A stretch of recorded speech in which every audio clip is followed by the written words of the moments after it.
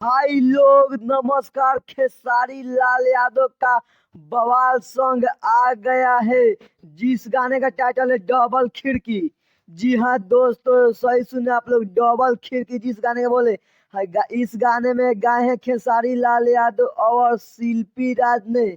और इस गाने में हीरोइन की बात करें, हीरोइन काम की है रानी एक्ट्रेस। इस गाने को आज ही सुबह सुबह रिलीज किया गया है VR म्यूजिक पर। इस चैनल पर इस गाना को रिलीज किया गया है।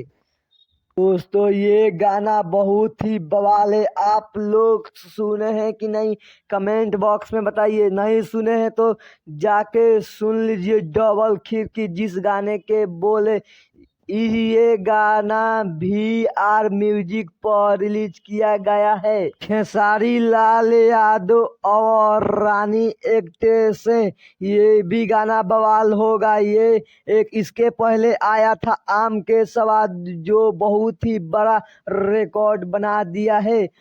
ये छोटा सा अपडेट आप लोग को कैसा लगा कमेंट बॉक्स में बताइए। और हमारे चैनल पर नए हैं तो लाइक एंड सब्सक्राइब करना मत भूलना।